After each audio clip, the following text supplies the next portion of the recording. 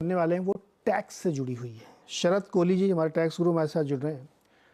बहुत सारी बजट को क्या हो सकता है टैक्स में, इसको लेकर अटकलें, कोई कैपिटल गेंस को लेकर चिंता कर रहा है, किसी को लग रहा है मिडिल क्लास को बहुत बड़ा बोनंजा मिलने की संभावना है। तो ये सब क्या होने वाला है, इस पर थोड़ा समझते हैं। कोहली सर, क्या हो सकता है बजट में? क्या आपको लगता है मोस्ट प्रोबेबल गवर्नमेंट को करना चाहिए टैक्स किटी देखते हुए और प्लस लोगों की आकांक्षाओं को देखते हुए? नमस्कार नीरज। मुझे लगता है कि मिडिल क्लास बहुत बड़ी हो चुकी है। इस समय 60-70 करोड़ की मिडिल क्लास हो चुकी है मेरे अनुमान से। और जो प्रधानमंत्री जी ने GYAN का नारा दिया था, गरीब, युवा, अन्नदाता और नारी, मैंने उसको एक नया डायमेंशन दिया है। उसको मैं अब एक M जोड़ता हूं। उसको ज्ञान को ज्ञानम कर देना चाहिए। उसमें M मिडिल क्लास का लग जाना चाहिए। हालांकि महिलाएं उसमें आती हैं, क्योंकि मिडिल क्लास की महंगाई की वजह से और इनकम्स उस प्रोपोर्शन में नहीं बढ़ने की वजह से, उनकी एक्सपेक्टेशंस की वजह से ओवरऑल उनकी सेविंग्स कम हो गई है। तो मुझे और उससे सीधा सीधा कंजम्पशन भी इफेक्ट होता है। तो अगर आप लोगों की जेब में पैसा डालते हैं तो उसका सीधा असर होता है। और इसको अगर हम और टैक्स के अंदर जाके देखें तो ओल्ड रिजीम, न्यू रिजीम, ये जो दो निकाल रखी हैं, आज भी नीरज करीब करीब 75% लोग आज भी ओल्ड रजीम में ही है, जबकि 2020 में न्यू रजीम आई थी। तो इससे सिद्ध ये होता है कि न्यू रजीम कोई बहुत हद तक लोगों को अपने तक खींचने में कामयाब नहीं रही है। उसकी वजह क्या है कि किसी ने 15 साल का PPF अकाउंट खुलवा रखा है, किसी ने इंश्योरेंस ले रखी है 10-15 साल की, किसी ने हाउसिंग लोन जो 20-20 साल तक की रिपेमेंट है। लोग सेविंग्स के लिए कमिटेड है, और सेविंग्स करके टैक्स बचाना एक अच्छी आदत मैं समझता हूं। आज बहुत सारे रिटायर्ड लोग हैं। आपके चैनल पे हम एक टैक्स गुरु शो करते हैं, और उसमें ज्यादातर जो कॉलर्स होते हैं वो रिटायर्ड हैं, और बहुत बड़ी संख्या है उनकी। उन लोगों की बुढ़ापे की लाठी वो सेविंग्स जो उन्होंने जवानी में करी थी वो है। और आज अगर हम न्यू रजीम को देखते हैं तो वहां पर कोई सेविंग की गुंजाइश नहीं है, वहां पर कोई डिडक्शन नहीं है। हालांकि सेविंग आप तब भी कर सकते हैं, पर वो जो जबरदस्ती हाथ पकड़ के सेविंग्स होती थी मार्च के महीने में कि आप टैक्स बचाने के लिए सेविंग करिए, वो सेविंग का मौका न्यू रजीम में नहीं देखने को मिलता है। तो मुझे लगता है इस न्यू रजीम को सरकार को अट्रैक्टिव बनाना पड़ेगा, अगर आप वाकई में चाहते हैं कि ये न्यू रजीम बहुत सारे लोग लें, लुभावनी दें। इसके अलावा महंगाई के लिए स्टैंडर्ड डिडक्शन आप मानते हैं नीरज, तो स्टैंडर्ड डिडक्शन 50,000 से बढ़ के मुझे लगता है अब उसको भी जमाना हो गया, वो 1 लाख तक कम से कम कर देनी सर, चाहिए, क्योंकि सैलरी वाले के लिए कोई रास्ता नहीं रह जाता टैक्स मुझे बचाने एक के लिए। चीज़ बिजनेस बताइए वाला कोहली जी, इतना कॉम्प्लिकेटेड बना रखा है कि समझ में नहीं आता। न्यू रिजीम, ओल्ड रिजीम, ये रिजीम, वो रिजीम। हमारे एक मार्केट के एक्सपर्ट हैं बहुत बड़े, मोतीलाल ओसवाल के, उन्होंने एक सुझाव दिया कि 12 लाख रुपए तक एकदम खत्म कर देना चाहिए टैक्स। संभव है क्या ये? देखिए, टैक्स को खत्म करना या टैक्स को वो करना, वो तो सरकार के लिए बड़ा निर्णय होगा। पर हाँ, हाँ, सिंप्लीफिकेशन की तरफ सरकार का ध्यान है। और ये न्यू रिजीम जिसकी मैंने बात करी नीरज, हाँ। ये सिंप्लीफिकेशन की तरफ ही एक कदम था, क्योंकि इसमें आपको डिडक्शंस, एग्जेम्पशन जो अलग अलग प्रकार की होती है वो आपको नहीं लेनी। सीधा सीधा आप 5, 10, 15, 20%, 30%, 3 लाख से शुरू होता है, 3 लाख, फिर 6 लाख, फिर 9 लाख, फिर 12 लाख, 15 लाख, इस तरीके से स्लैब बना दिए गए, और कोई सब डिडक्शन को आप भूल जाइए।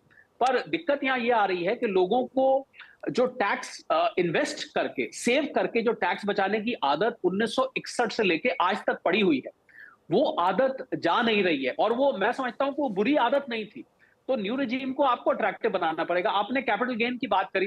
कैपिटल गेन में आप देखिए कि आप सिंप्लीफिकेशन की बात कर रहे थे, तो कैपिटल गेन को हम भूल नहीं सकते। 12 महीने अगर आप होल्ड करते हैं शेयर्स को, इक्विटी को, तो वो लॉन्ग टर्म होता है, उस पर 10% टैक्स लगता है।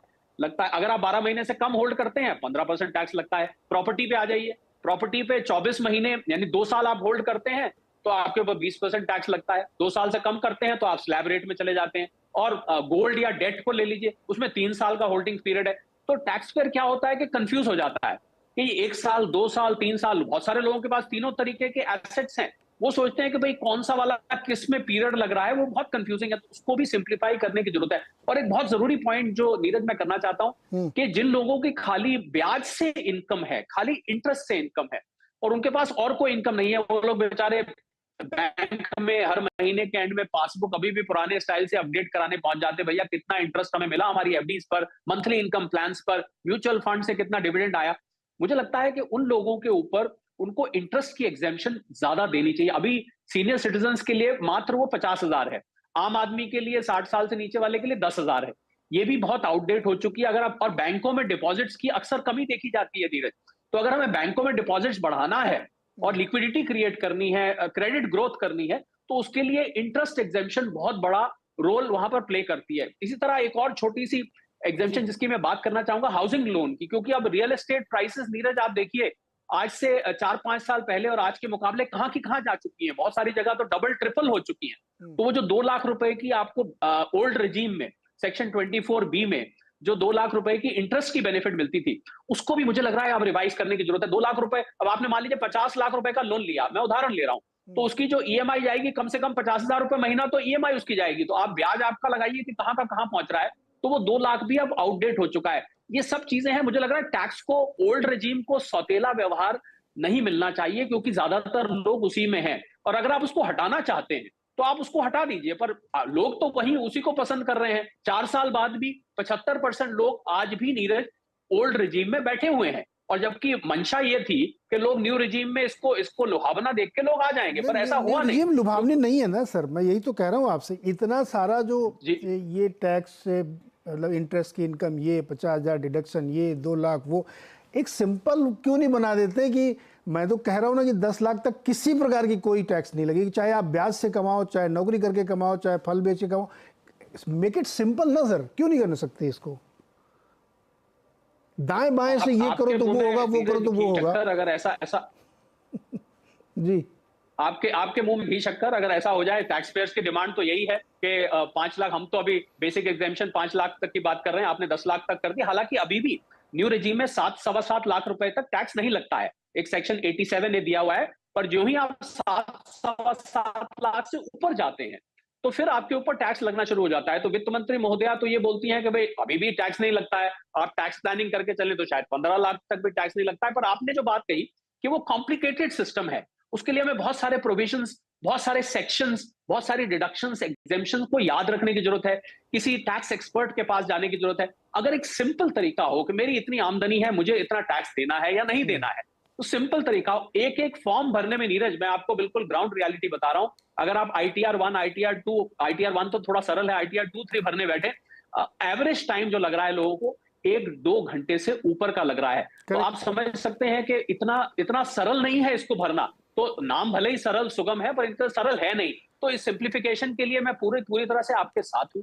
इसका सिंप्लीफिकेशन बहुत ही जरूरी है, और जितना सिंपल होगा उतना ज्यादा टैक्स पेयर्स बेस भी बढ़ेगा, नीरज आप मानते हैं। और टैक्स कलेक्शन, अब तो आपकी 20% से ऊपर टैक्स कलेक्शन बढ़ चुकी है। जी सर।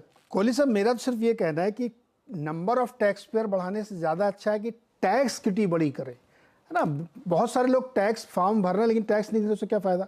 तो टैक्स ज़्यादा मिले, इसके लिए ज़रूरी है कि आप थोड़ा उसको सिंप्लीफाई करें, लिमिट ऊपर करें, लोग खर्चा करेंगे, और जो खर्चा करेगा वो GST फॉर्म में आपको देगा ही टैक्स, मतलब किसी न किसी तो आपको देगा ही, इधर से लो चाहे उधर से लो।